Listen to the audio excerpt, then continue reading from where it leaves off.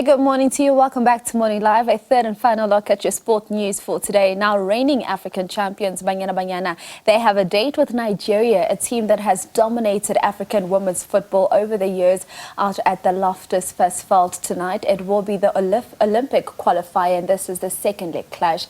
Now, to talk about this, we've roped in two gentlemen who wear many hats in the world of sport. The one corner, we have SABC Sport anchor, analyst and commentator Thabiso Mosia, and on the other corner, we have News 24 sports journalist, SABC Sports commentator and analyst Khanyiso Tshwaku. Really a lot of hats between the two of you gentlemen. Thabiso, let me start with you, because we come into this clash tonight, South Africa up against Nigeria, with Nigeria having the advantage, having won the home game for them by a goal to nil. What do you think their approach is going to be to this game when one looks at the fact that they are not a team that concedes many goals, having conceded just one in their last 6 clashes? I think, good morning.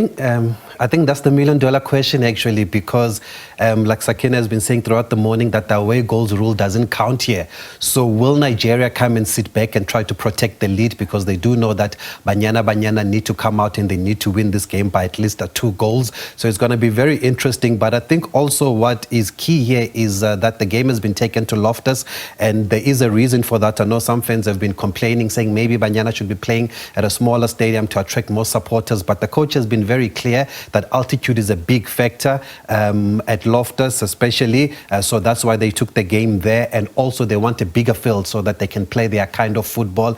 I'm not sure if they were able to do that with the weather outside, because one of their complaints when they were in Nigeria was that the grass was not cut. So it was not possible for them to play their free-flowing kind of football. But obviously you do expect Banyana Banyana to come out and try and get the goal early and put pressure on Nigeria throughout. But I think what's going to be key is how Nigeria come out in this game. They're not really a team that sit back, but we've seen at the recent AFCON, actually, with the men's team, that they were playing conservative football and winning their games 1-0. So there might be a similar approach from Nigeria. So I think we are set up for a cracker tonight at Loftus. Sets up for a cracker indeed. And just speaking about that clash, tickets are still available for the encounter. If you are, however, a student in and around the Pretoria area, all you need to do is take your student card and go to the stadium, and you can get free entrance into the game.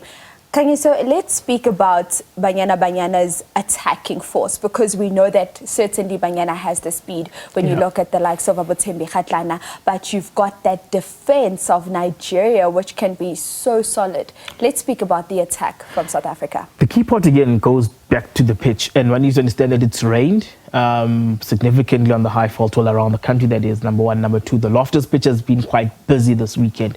There was CAF Champions League football on Friday. There was a Champions Cup rugby on Saturday. So it's only had a day's rest.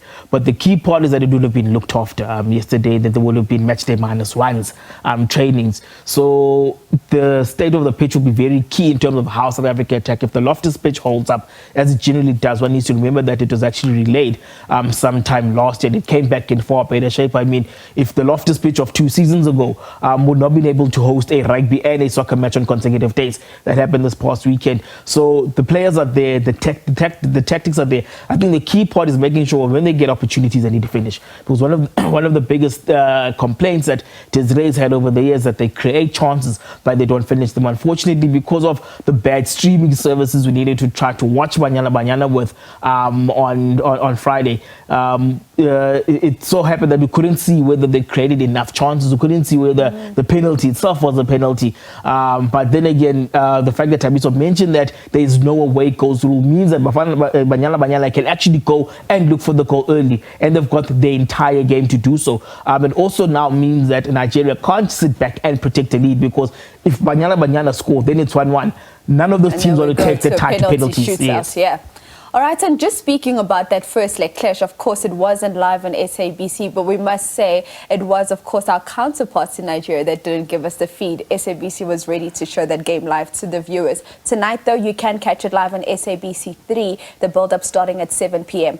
I want to speak about the midfield battle that we're possibly looking forward to in this clash, because you've got Nigeria's captain, Ajibade, who says she's played in every single tournament on offer except for the Olympics. So for her, this is the time to find this Nigerian team in the Olympics. You also look at the fact that she scored twice against Banyana in their last 2 clashes.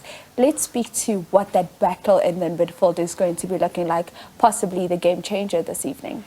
Yes, but like you said, the good thing is that we're going to see the game on TV tonight because the Nigerian Football Federation refused to share the feed. Yes. And it leaves you with questions, because they got a penalty just before halftime. At least we didn't see a score nil. Yes, and 6-0. Jermaine was also fouled late in the game. We didn't see that, and the Banyana team feels that could have been a penalty. So you wonder why we didn't see the game on Friday night. But you're right. I think that midfield battle will be very, very key because you've got the likes of Michelle Alozie also at Nigeria. You've got Oshiwola, their big star, who's played for Barcelona, the likes of Liverpool and Arsenal. She started on the bench for the game on Friday because she had arrived in camp a day before that game. And you've mentioned the girl with the blue hair, Ajibade.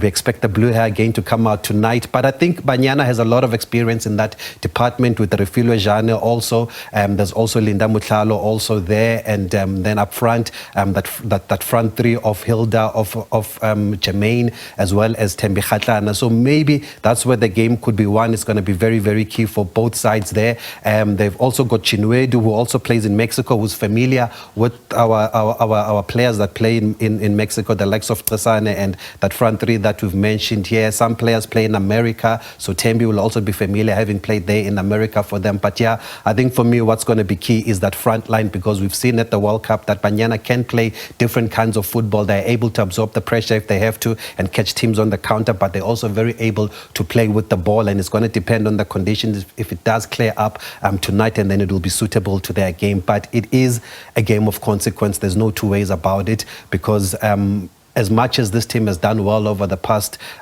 few years under Coach Desiree Ellis, but I think the one big issue has been the fact that they've not been able to qualify for the Olympic Games. They missed out at the last Olympic Games. So having been champions of Africa, reached the last 16 of the World Cup, they really want to put that cherry on top and qualify for the Olympic Games. So it is really, really a massive game for the team tonight. All right, gentlemen, I've run out of time. 10 seconds. Who's winning?